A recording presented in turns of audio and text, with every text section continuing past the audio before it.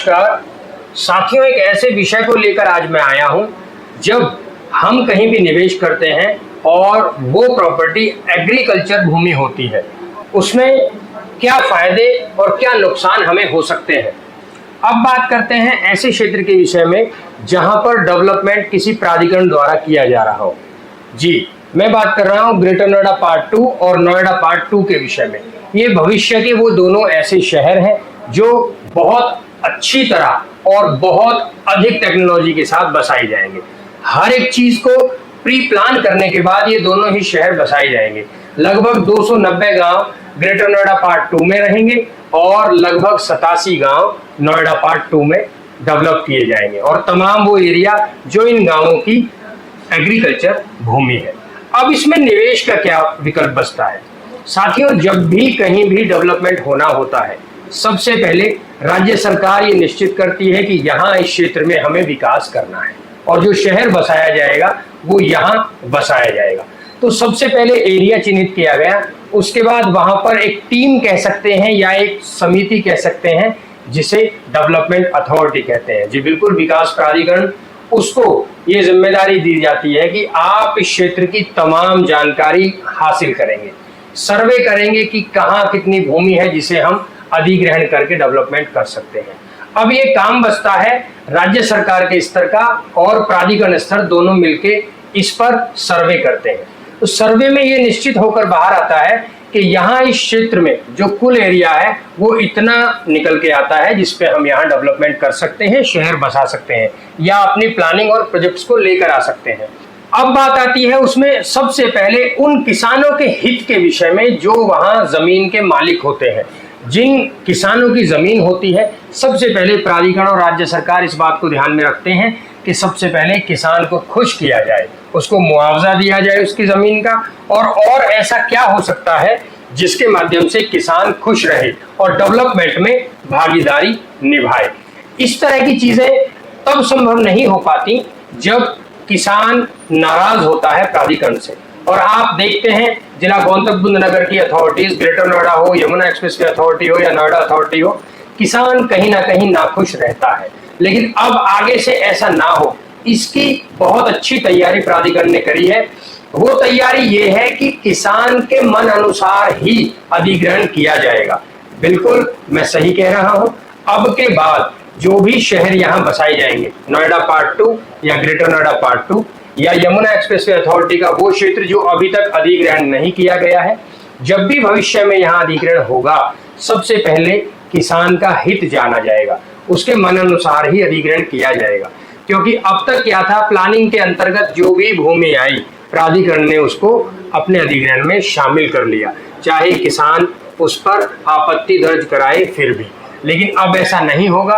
अब किसान यदि किसी भूमि को, भूमि से मेरा संबंध है ऐसी जमीन जिस पर किसान बहुत अधिक लंबे समय से बसा हुआ हो, ऐसी जमीन जो किसान ने अपने पशुपालन के लिए बहुत लंबे समय से इस्तेमाल में ले रखी हो, उन जमीनों को प्राधिकरण छोड़ते हुए अधिग्रहण करेगा। हाँ, ऐसा बिल्कुल हो सकता है कि यदि वहां उस प्रोजेक्ट को और उस जमीन से कोई समस्या आ रही हो तो किसान की वो जमीन प्राधिकरण उसे दूसरी जगह दे देगा। तो ऐसी प्लानिंग इसलिए है जिससे कि किसान खुश रहे और प्राधिकरण का विकास बहुत अच्छी तरह से हो सके।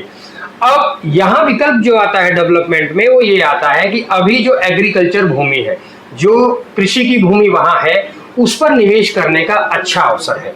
लेकिन उसमें कुछ सावधानियां हैं। सावधानियां ये हैं कि सबसे पहले जहां भी डेवलपमेंट होता है, जिस भी क्षेत्र में प्राधिकरण डेवलप कर रहा है, वहां मुआवजे की एक दर सुनिश्चित कर दी जाती है कि इस दर से यहाँ इस क्षेत्र की जो जमीन है उसे प्राधिकरण खरीदेगा। सबसे पहले उस दर को आप जाने, उसके अनुसार ही निवेश करें। यदि मान लीजिए जैसे अभी 3500 रुपये पर स्क्वायर मीटर का मुआवजा अथॉरिटी यहाँ प्राधिकरण दे रही है किसानों को। अब इस मुआवजा दर से अगर नीचे कोई जमीन हमें यहाँ मिलती है तो हमें उसमें निवेश करके ये फायदा हो जाएगा कि सबसे पहले जब तक अधिग्रहण नहीं होता, जब तक हम अपनी भूमि को कृषि के यूज में ले सकते हैं। तो कृषि उपयोग के साथ साथ अपनी फसल उगा सकते हैं और अपना गुजर बसर का जो साधन है उसे बना सकते हैं। उसके बाद जब भी यहाँ पे डेवलपमेंट आएगा, हमारी वो जमीन अधिग्रहण करी जाएगी उस पर हमें प्राधिकरण मुआवजा दे देगा।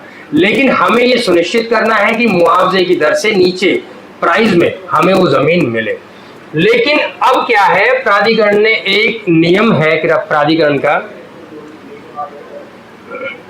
लेकिन साथियों प्राधिकरण ने अब ये सुनिश्चित कर दिया है कि जब भी किसी क्षेत्र का डेवलपमेंट होना होता है तो डीपीआर यानी जो रिपोर्ट बनती है डेवलपमेंट की, उससे पहले या एक सुनिश्चित समय जो प्राधिकरण तय करता है उससे पहले जमीन का जो भी रजिस्ट्री या दाखिल खारिज यदि आपके नाम पर है तो ही आपको पुश्तैनी किसान माना जाएगा।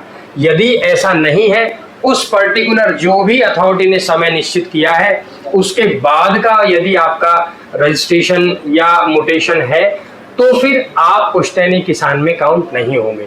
उससे नुकसान क्या क्या है? नुकसान ये है, सबसे पहला नुकसान ये है, प्राधिकरण ने कहा है कि गैर पुश्तैनी और पुश्तैनी किसान में सबसे बड़ा फर्क ये है कि गैर पुश्तैनी किसान को हम प्लॉट नहीं देंगे। जो परसेंटेज का प्लॉट मिलता है प्राधिकरण से, किसान कोटा, हालांकि ये भी देखा जा रहा है, प्राधिकरण ने ये भी बोला है कि अब के बाद मुआवजे की दर को बढ़ा दिया जाएगा और कहीं भी किसी भी क्षेत्र में किसानों को प्लॉट नहीं दिए जाएंगे। लेकिन ये भविष्य की प्लानिंग है, जब मुआवजे की दर क्या तय होगी, क्या सुनिश्चित होगी, ये वक्त बताएगा। हाल फिलहाल की बात यह है कि यमुना एक्सप्रेसवे क्षेत्र में जो भी किसान गैर पुश्तैनी में काउंट किए गए हैं उन्हें आज तक भी प्लॉट नहीं मिल पाया है और चीजें न्यायालय के अधीन है, बातें चल रही हैं। क्या फैसला आए, कैसा सुनिश्चित करें, ये समय बताएगा। अब सबसे बड़ी बात क्या है कि किसान कोटा प्लॉट यदि किसान को मिलता है तो वो उसकी गुजर बसर का मुख्य साधन प्रतीत होता है, क्योंकि यदि किसान 6% के प्लॉट को डेवलप करता है तो उसे सेमी कमर्शियल यूज में भी ले सकता है, अपना कुछ भी उसमें गुजारे के लिए कर सकता है, पीजी बना सकता है, होटल्स बना सकता है, किराए के कमरे बना सकता है, अपनी गुजर बसर के लिए जो भी साधन है किसान उसमें बना सकता है। तो भविष्य की जो भी प्लानिंग्स है वो निर्भर करती हैं कि आज आप किस क्षेत्र में निवेश कर रहे हैं। जैसा कि हमने बात करी कि अब जो नए शहर बसने जा रहे हैं उसमें विकल्प क्या क्या है, कृषि भूमि, उसके बाद विकल्प बचता है आपके लिए आबादी का। आप यदि आबादी में निवेश करते हैं तो सबसे पहला विकल्प और साफ सुथरा विकल्प है गांव की आबादी, जिसे हम लाल डोरा भी कहते हैं।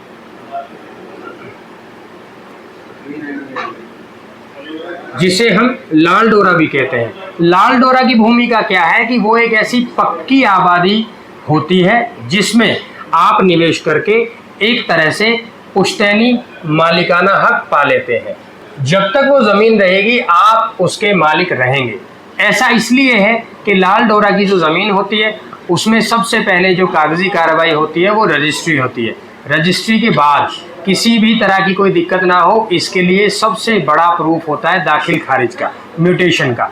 म्यूटेशन आपकी रजिस्ट्री के 45 दिन के अंदर चढ़ जाता है और ये राज्य सरकार के उस खाते में नाम आपका चढ़ जाता है जहां तमाम ऐसे मालिकों के नाम दर्ज होते हैं जो उस क्षेत्र की जमीन के पुश्तैनी मालिक हो। तो इस तरह की चीजें हैं, आबादी में निवेश करने में ये आपके पास अच्छा विकल्प बचता है। ऐसे तमाम विकल्प हैं, लेकिन डेवलपमेंट यदि उस क्षेत्र में होने वाला है तो आंख, नाक और कान खुले रखें। निवेश करने से पहले जमीन की जांच करें, इसका फ्यूचर क्या है इस पर भी विचार करें, जमीन को चेक करें और वहां के जो संबंधित अधिकारी है उनसे चेक कराएं। जो भी तहसील जिस जमीन में आप निवेश करना चाहते हैं उसके नजदीकी किस तहसील के अंदर वो आती है उस तहसील में जाएं, वहां उस क्षेत्र की पटवारी से अपनी जमीन के बारे में तहकीकात करें। तो ये जिम्मेदारी हमारी बनती है निवेश से पहले। तो साथियों बिल्कुल सुरक्षित निवेश करें, अच्छा मुनाफा कमाएं और हमारे लायक यदि कोई भी सेवा है तो नीचे स्क्रीन पर हमारा नंबर दिया गया है।